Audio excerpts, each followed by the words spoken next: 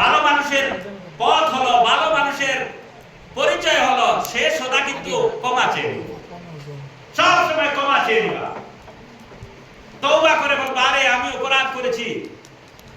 আল্লাহ পাক সবচেয়ে বেশি ভালোবাসেন যারা বেশি বেশি ক্ষমা চায় আর বেশি বেশি আল্লাহর কাছে চাইবা।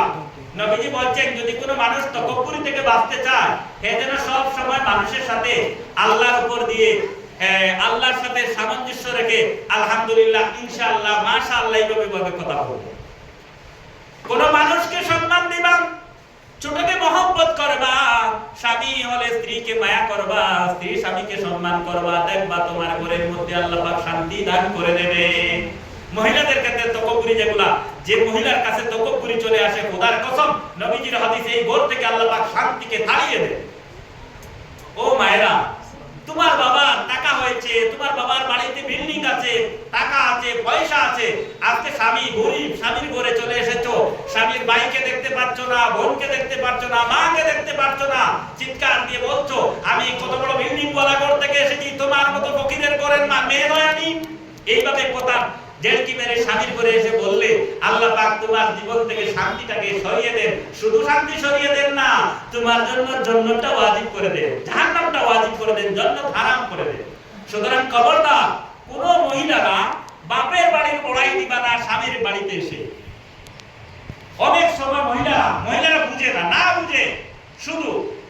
বুঝে শুধু একতরফা রাগ করে বসে ফেলে, আরে আমার বাড়িতে এই খেয়েছি সেই খেয়েছি, ইফতারের মাহফিলে কত বেদনা নিয়ে বসতাম, তোমার বাড়িতে আসলাম শুধু একটা খাজুর আর ভাত, আর কিছু নাই, এমন ভাবে বড়াই করে নিজের বাড়ির। খবরদার, এই সমস্ত জিনিসটা মহিলাদের কাছে। পাশের বাড়ির ভাবিন দামি শাড়ি খরিদ করেছেন, তোমার স্বামী দামি শাড়ি দিতে পারে না, এই বিদায় তোমার স্বামীর উপর তুমি হেয়মূলক কথা বলতে পারবা না, কারণ পাশের বাড়ির স্বামীর ইনকাম বেশি, বিদায় তাকে দামি শাড়ি দিয়েছে, তোমার স্বামীর তো তার সমতুল্য ইনকাম নাই, তুমি তাতে সন্তুষ্ট হও।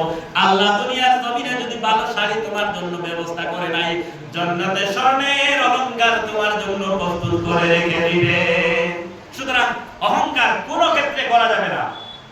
অনেক সময় দেখা যায় স্বামীরা নিজের স্ত্রীর উপর অত্যাচার করে, শ্বশুর বাড়ি থেকে ভালো খাবার আসে না, ভালো ইফতারি আসে না, শ্বশুর বাড়ি থেকে খবর নেয় না, খোঁজ নেয় না, টাকা পয়সা দেয় না, যৌতুকের জন্য অনেক সময় স্বামীরা বলে, অনেক স্বামীরা এমন রয়েছে, আল্লাহ পাক তাদেরকে হেফাজত করুন, অনেক স্বামীরা বলে আরে তোমার চেয়ে আরো দামি করে, তোমার চেয়ে আরো টাকাওয়ালা ঘরে আমি যাইতে পারতাম, আমি যেখানে যাইতাম সেইখান থেকে আমাকে বিবাহের সময় গাড়ি দিত, বাড়ি দিত, বাজারে আমাকে ভিটা দিত, কিন্তু তোমাকে বিবাহ করে আমি আমার জীবনকে নষ্ট করেছি।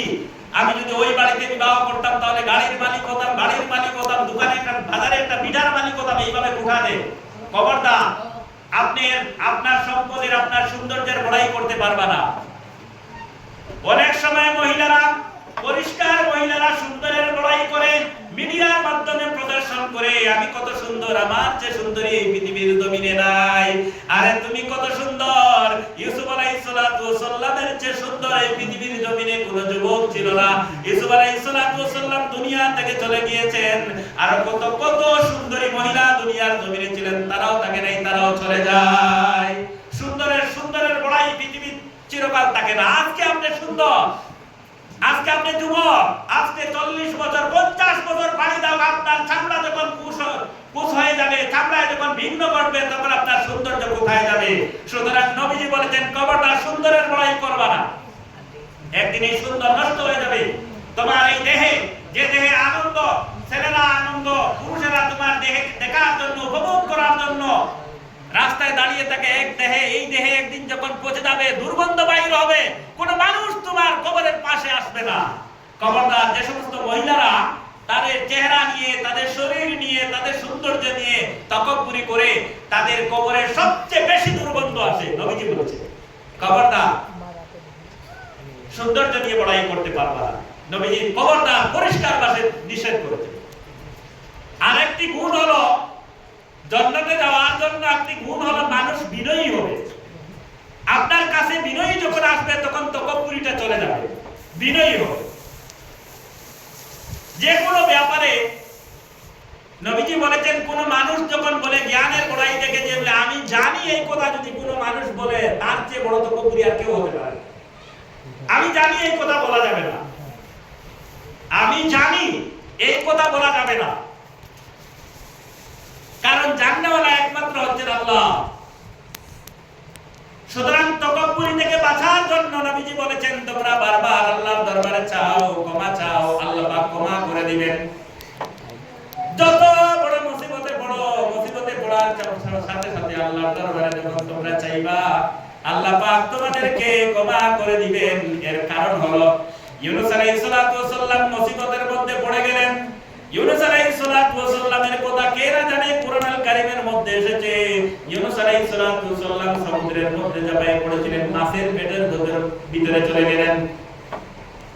মুফাসসিরিনে কেরাম লিখেছেন, এমন একটা মাছের পেটের মধ্যে ইউনূস আলাইহিস সালাতু ওয়াস সালাম চললেন, এই মাছটাকে আবার আরেকটা সমুদ্রের মাছ গিলে ফেললো, অর্থাৎ দুইটা মাছের পেটের ভিতরে মধ্যে চলে গেলেন।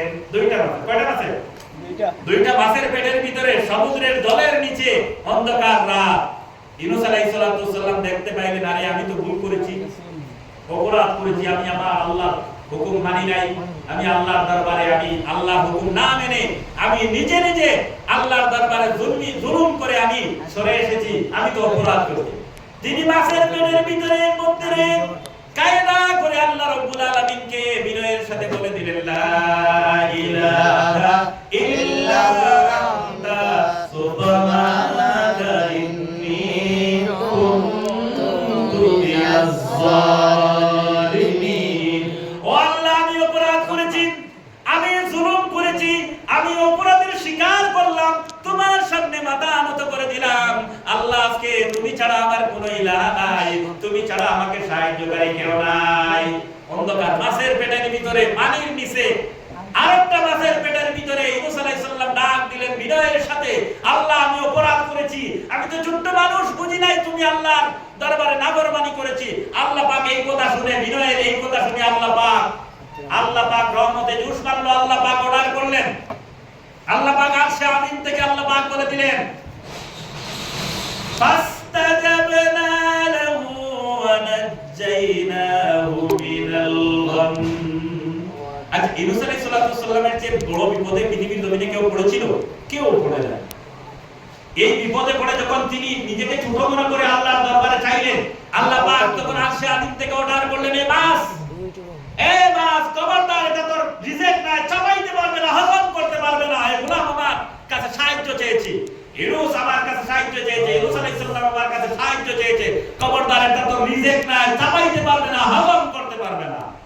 সঙ্গে সঙ্গে মাছের মধ্যে যন্ত্রণা শুরু হয়ে গেল, মাছ বমি করে ইউনূস আলাইহিস সালামকে মুক্ত করে দিল। এটাই বিনয়ের ফল হলো। সুতরাং আপনার মনের মধ্যে যখন কোন তকব্বুরি আসবে, সাথে সাথে বলবা, আউযু বিল্লাহি মিনাশ শাইতানির রাজিম, আয় আল্লাহ, আমি শয়তান থেকে পানা চাই, আমাকে তকব্বুরি থেকে আমাকে মুক্ত করো। ছোট মানুষকে যখন দেখবা তাকে মহব্বত করবা, বড় মানুষকে তুমি সম্মান করবা। অনেক সময় দেখা যায় টাকা হয়েছে, পয়সা হয়েছে, ছোট ভাই বড় ভাইকে সম্মান করে না, ছোট ভাই বড় ভাইকে বড় বড় কথা বলছে, আরে টাকার কারণে মানুষ বদলে যায়।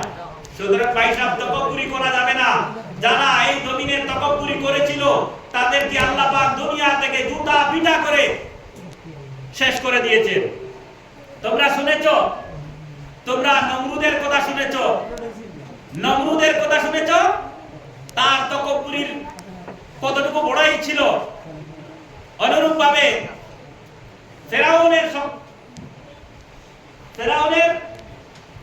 কথা তোমরা শুনেছো। ফেরাউন কি জবরদস্ত বাদশা ছিল, সে খোদাই দাবি করলো। সে কি দাবি করলো? এত বড় হয়েছিল, সে তখন খোদাই দাবি করার শক্তি অর্জন করলো। এমনকি সে এক পর্যায়ে গিয়ে তার উম্মতদেরকে বলল, আমি তো আজকে আল্লাহ হয়ে গেলাম, আমি যা চাই তা করবো। তার সাথে শয়তানের দল এড হয়ে গেল। হে যখন বৃষ্টি চাইতো তখন বৃষ্টি দিতে পারতো। বৃষ্টি এমন ভাবে হইতো যে মানুষকে যখন বৃষ্টির কথা বলতো, মানুষ যখন কায়দা করে বলতেন কালকে বৃষ্টি দিতে পারবা, তুমি তো রক্ত বৃষ্টি দিবা, শয়তানগুলো একত্রিত হয়ে যে জায়গায় বৃষ্টির কথা বলতো সেই জায়গায় পেশাব করতে লাগতো। দরুদ পড়ো আল্লাহ মুহাম্মদ।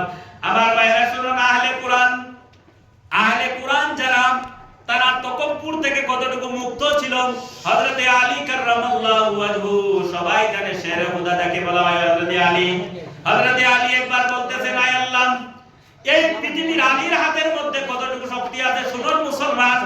একবার আলী বলতেছেন, এই পৃথিবীর জমিনে যদি পৃথিবীর কোনো হুক থাকতো, পৃথিবীর কোনো খোলা থাকতো, যেভাবে আমরা বালতির মধ্যে খোলা থাকে পানি দিয়ে উত্তোলন করে, এই পৃথিবীর যদি কোনো খোলা থাকতো, তাহলে আমি আলী হাত দিয়ে পৃথিবীকে তুলে দেখতাম এই পৃথিবীর ওজন কতটুকু। বলো সুবহানাল্লাহ। আলী সত্যি তিনি নিজে নিজে বলতেন, এই পৃথিবীর যদি কোনো হুক থাকতো, কোনো খোলা থাকতো, তাহলে আমি আলী একবার পৃথিবীকে উত্তোলন করে দেখতাম পৃথিবীর ওজন কত। সুবহানাল্লাহ বলবা না? সুবহানাল্লাহ। এই আলী যুদ্ধের ময়দানে একজন কাফিরকে যখন যুদ্ধের ময়দানে মাটির মধ্যে শুয়ে যখন মুখের মধ্যে তরোয়াল নিয়ে উঠলেন কাতল করবেন, এই সময় আলীর মুখের মধ্যে থুতু মেরে দিল একজন কাফির। হযরতে আলী বলতেছেন, এমন অবস্থায় তরোয়ালটা গলার মধ্যে লাগালেন, দ্বিখণ্ডিত করে দিবেন, এমন অবস্থায় কাফিরটা আলীর মুখের মধ্যে থুতু দিল। হযরতে আলী বললেন, কাফির রে, এত সময় তুই ইসলামের দুশমন ছিলে, নবীর দুশমন ছিলে, আল্লাহর দুশমন ছিল, আমি এত সময় তোর উপর ঝাঁপায়ে পড়েছিলাম ইসলামের দুশমন ভেবে, নবীর দুশমন, আল্লাহর দুশমন ভেবে তোর মুখের মধ্যে চাপায়ে পড়েছি, তোকে কাতল করে দিতাম। আজকে তুই আমার মুখের মধ্যে থুতু মেরেছ, আমি যদি তোকে কাতল করে ফেলি, কিয়ামতের দিন আল্লাহ পাকের দরবারে আমি কেমনে জবাব দিব? আল্লাহ পাক যদি বলে দেন তোমার মুখে ছেদ দেওয়ার কারণে, থুতু দেওয়ার কারণে তুমি তাকে হত্যা করেছো, আমি আসামি হয়ে যাব। সুতরাং আমার হাতে শক্তি আছে, আমার মনের মধ্যে গুসা আছে, কিন্তু আমি করব না।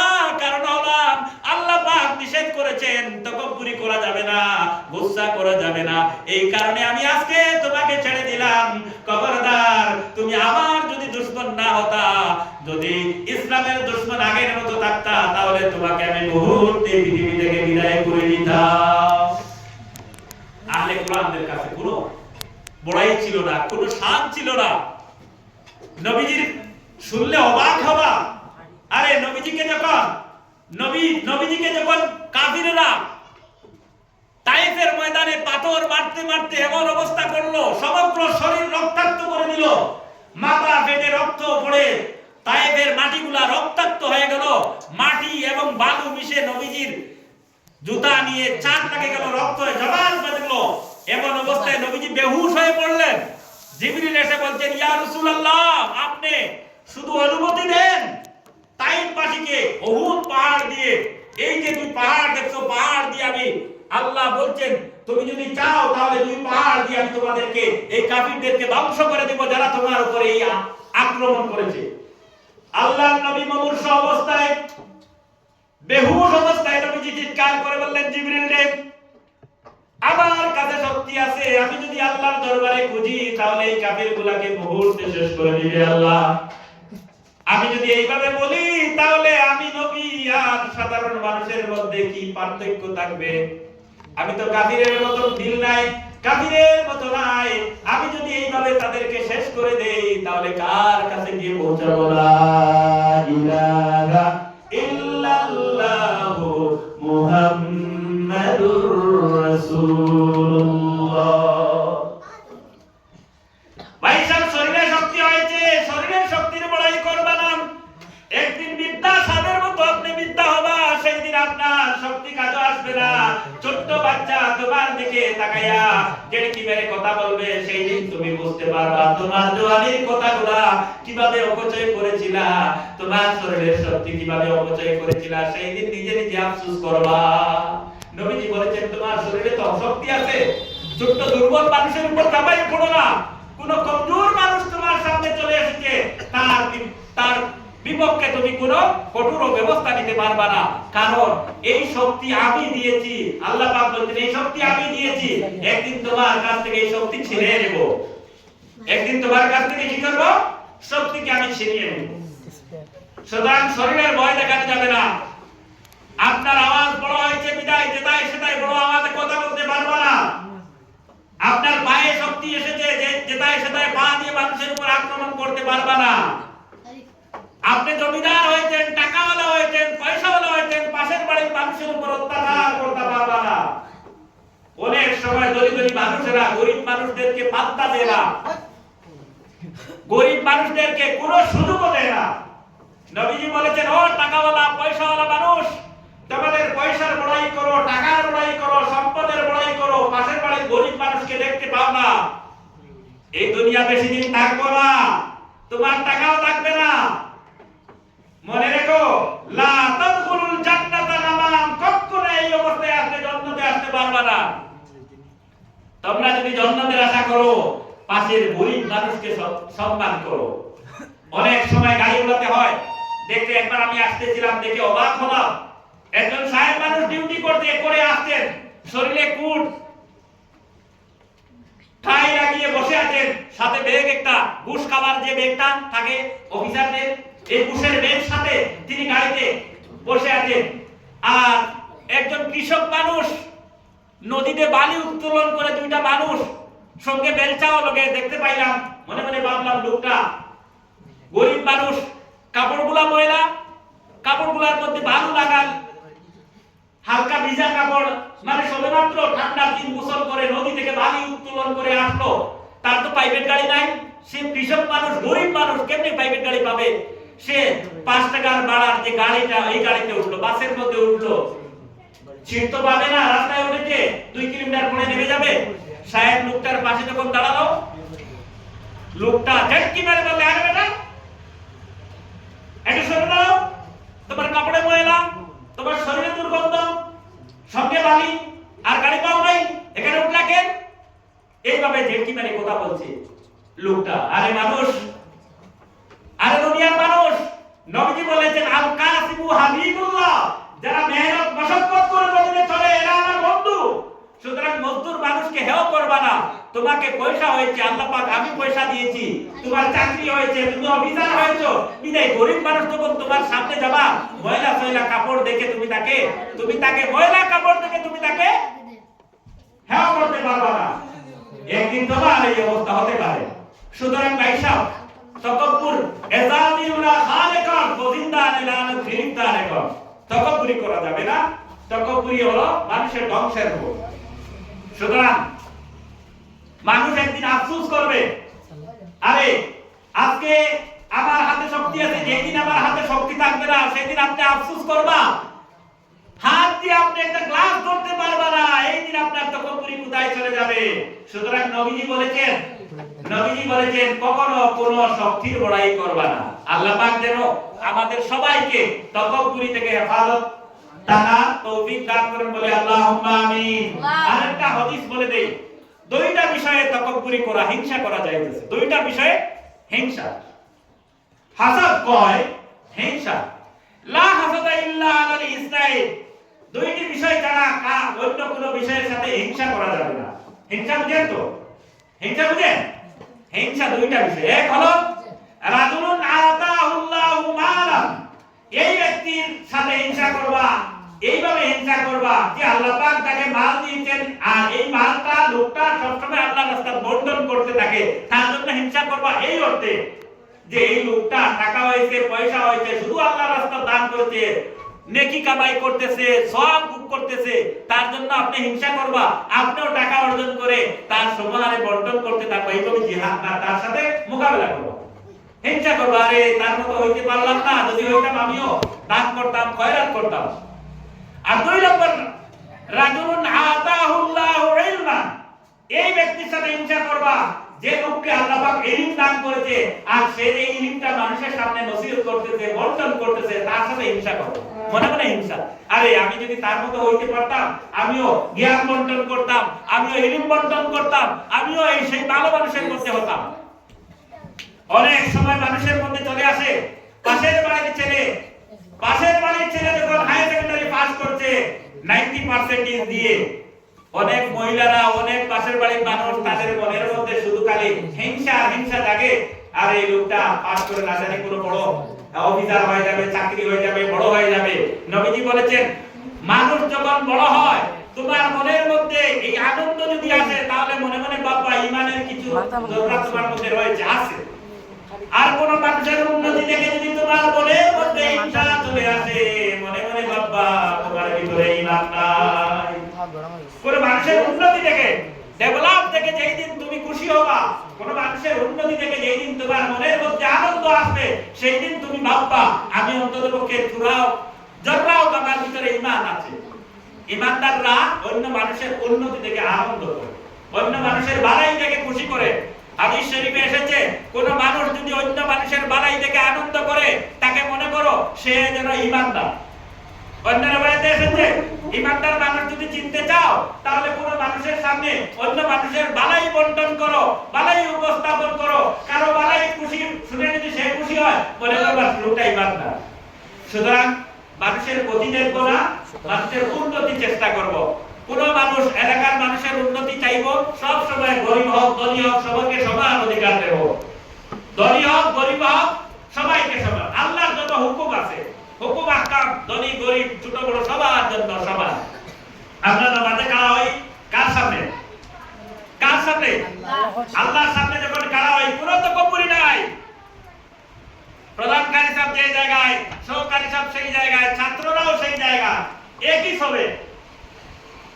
দেশের প্রধানমন্ত্রী হোক, দেশের বড় বড় আলিম, সাধারণ মানুষ, যুবক, দোকানদার, কৃষক, ড্রাইভার থেকে নিয়ে ছোট্ট ছোট্ট মানুষগুলোও একই লাইনে দাঁড়িয়ে আছে। আল্লাহর সামনে দাঁড়ানোর পরে কেউ কি বলে তুমি দেশের প্রধানমন্ত্রী একটু সামনে গিয়ে দাঁড়াও, তুমি বাজারের চৌকিদার তুমি পিছন সরে যাও, এটা কেউ বলে? মসজিদে গেলে কেউ বলে? আর মসজিদে কেবলমাত্র আমরা আল্লাহর সামনে দাঁড়াই। সুতরাং বোঝা যায় এই কথা আল্লাহর সামনে গেলে তো কবুরিয়া খুতবাও চলে যায়। একদিন চলে আসবে ভাই সাহেব, আমরা আজকে যা পড়াই করেছি কিয়ামতের আগে এমন এক সময় আসবে আল্লাহ পাক বলবেন ও গোলাম রে আজকে মুখ দিয়ে যা যা চাই তা বলতেছো, হাত দিয়ে যা যা চাও সব করতেছো। এমন একদিন আসবে আল-ইয়াউমা নাখতিমু আলা আফওয়াহিহিম ওয়া তুকাল্লিমুনা আইদিহিম ওয়া তাশহাদু আরজুলুহুম বিমা কানু ইয়াকসিবুন।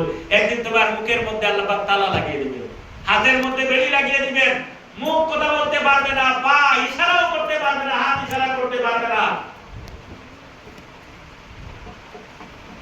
মুখের মধ্যে তালা লাগিয়ে আল্লাহ পাক হাতগুলিকে বলবেন কথা বলো, কোথায় কি করেছিলে, কার গালে থাপ্পড় মেরেছিলে, কার জমিন লুণ্ঠন করেছো, কার পয়সা লুণ্ঠন করেছো, মুখ দিয়ে কাকে গালি দিয়েছো, টাকার বড়াই করে কাকে হত্যা করেছো। আল্লাহ পাক বলবেন কেউ বলা থাকবে না তোমার দেহের হাতটা তোমার সামনে, তোমার দেহের যে হাত দিয়ে তুমি বড়াই করছো এই হাত তোমার সাথে বিশ্বাসঘাতকতা করবে। আর বলবে আল্লাহ এই শুনো এই দেহের মধ্যে আমি ছিলাম, আমাকে দিয়ে এই কাজ করেছে, অন্যায়ভাবে জুলুম করেছে, গরিবের উপর আক্রমণ করেছে, বৃদ্ধা মানুষের উপর আক্রমণ করেছে, মহিলার উপর অত্যাচার করেছে, স্বামীর হক নষ্ট করেছে। সাক্ষী হিসাবে পা দাঁড়িয়ে বলবে আমিও তো সাথে ছিলাম, শুধু হাতে বলতেছে আমার কাছ থেকে আল্লাহ তোরা শোনো হাত যা যা বলছে সব সত্য আমরা দুই পা দেখেছি। এইভাবে এমন এক অবস্থা আসবে সেই দিন আপনি আল্লাহর সামনে কথা বলতে পারবে না। সুতরাং বুজুর্গ বীর যারা হবে তাদের সাথে আল্লাহ পাক কথা বলবে না। আল্লাহ পাক এই টিভি আমাদের দিল থেকে যেন সরিয়ে দেন। আমরা নিজেকে সবসময় নিজেকে ছোট বড় করব, অন্যকে বড় বড় করব, আল্লাহর গোলাম আল্লাহর সৃষ্টিকে সবসময় আল্লাহর সৃষ্টিকে চিন্তা করব এবং নিজেকে ছোট বড় করব, গরিবকে মহব্বত করব, ছোট মানুষকে মহব্বত করব, পাশের বাড়ির মানুষকে মহব্বত করব, পাশের বাড়ির মানুষের উন্নতি থেকে নিজে খুশি হব, অন্য মানুষের খুশি থেকে নিজেকে খুশি মনে করব, নিজেকে ধন্য মনে করব। নিজের এলাকার মানুষ যদি কোনো ভালো কাজ করে নিজেকে ধন্য মনে করব, খারাপ কাজ করলে তাকে আমি বিরত থাকার পরামর্শ দিব। এই কথাগুলো আমরা যেন মানতে পারি। আল্লাহ পাক আমাকে যা বলেন আমরা যা শুনলাম আমল করার তৌফিক দান করেন। ওয়া আলহামদুলিল্লাহি রাব্বিল আলামিন।